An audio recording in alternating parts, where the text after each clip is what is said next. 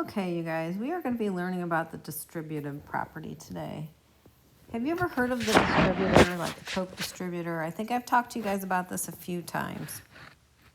Okay, they take their product to different stores. And remember me talking about this with you, that you cannot go into the Coke company and just buy a Coke for yourself. You have to go buy a Coke from the stores. So let's say that I am the Coke driver, okay? I know you guys are gonna just love my artwork, okay? And I drive the truck for the Coke company, okay?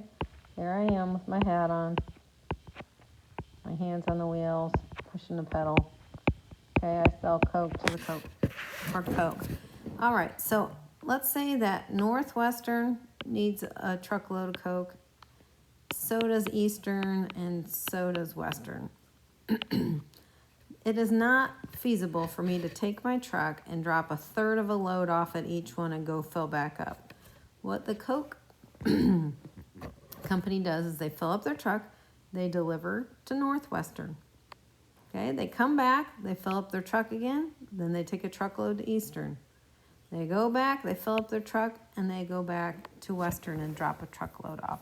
This is the same thing that our distributed property does. It's always when there's a number in front being multiplied by a group of things added or subtracted. So if you look at the first one, notice that the A is in front of the parentheses and it's being multiplied. I want you guys to show your arrows when you do this. So we're going to take A times B, and we only can write that like that. A times B plus, drop down a sign in between, A times C, which is AC. Okay? Notice on the next one, the truck is in the back. You can move it to the front. We can make it like this because of our commutative property. Or you can just multiply from the back to the front. A would be my truck again. Plus, then I take A times C. This one's different, and the next one's different because it's just subtraction. It's the same thing. A is my truck, so I go A times B minus now A times C. Okay, be careful on this next one. Notice how it's subtraction in the middle. A is the truck and it's on the outside. Let's go ahead and bring that to the front and make it A parentheses B minus C. So we're going to take A times B minus A times C. If you use the first one, you just have to make sure you go back and go A, B minus AC, because subtraction, you cannot switch the order. Okay, so we're going to simplify, and we're going to use the order of operations. Okay, number one, can we do what's inside the parentheses? Sure can't. They're not like terms, are they? Let's remember what we've talked about with like terms. We'll talk about it again in a couple days. Like terms have the same variables and are raised to the same power. For example, if I have 3m and negative 8m, those are like terms because they both have m's. If I have 3m squared and negative 8m, those are not like terms because this one has a variable of 2, this one has a variable of 1. And remember, if we have constants, those are like terms because they're just numbers. So look at number 1. You cannot combine what's inside the parentheses. They're not like terms. There's no exponents. There's multiplying and dividing. And if you look at this, this is multiplying here. Your truck is going to be 5. So we take 5 times 3m.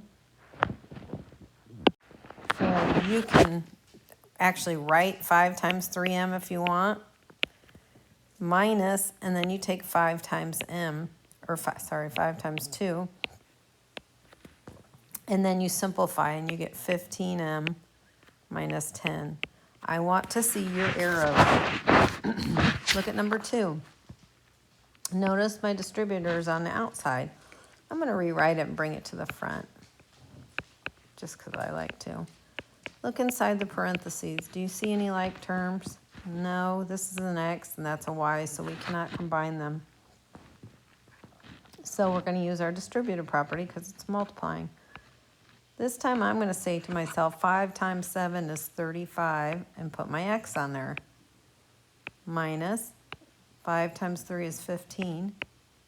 And put the Y on there. Plus, now I take the 5 times 4, and I have 20. You will not be able to add anything together because you didn't have any like terms to begin with. Okay? All right, if you look at number 3, there's 3 things inside the parentheses. But notice that we have a negative as our distributor. It's going to be very important that we do keep change opposite here. Quit eating my pen, Barsha.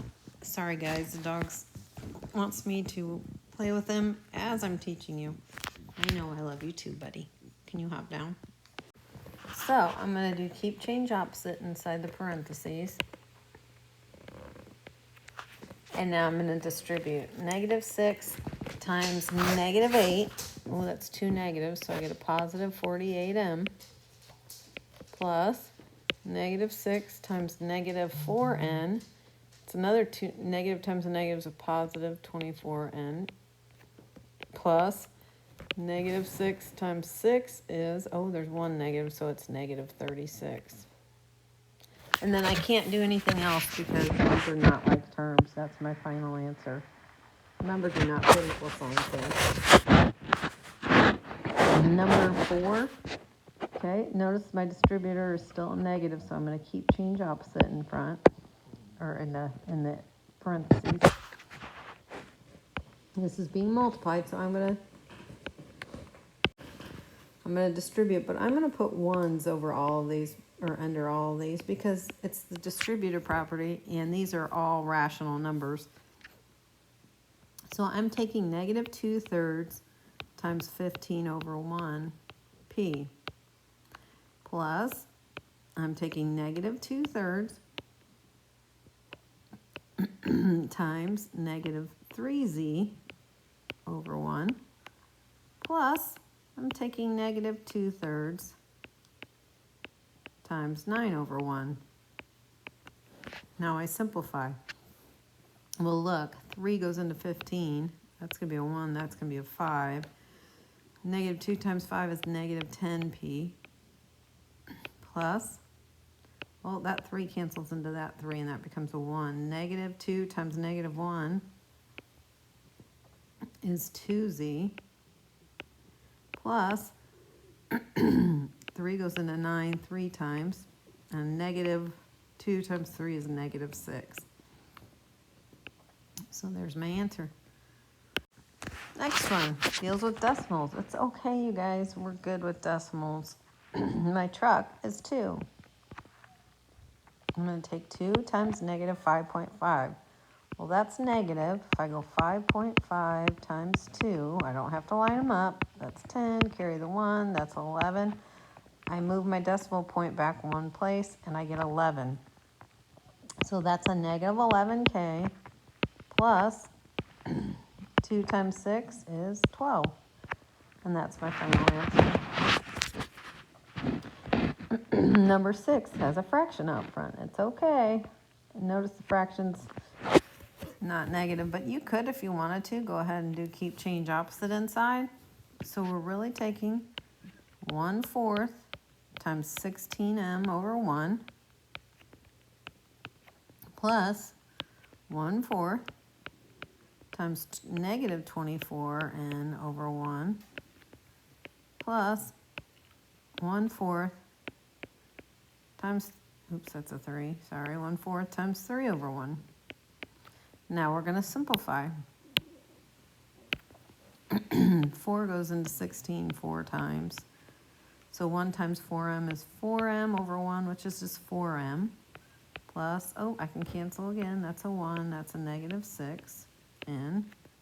So I get negative 6n plus, nothing cancels here, so I'm going to go straight across. I get 3 on top over 4 times 1 is 4. And that's my final answer.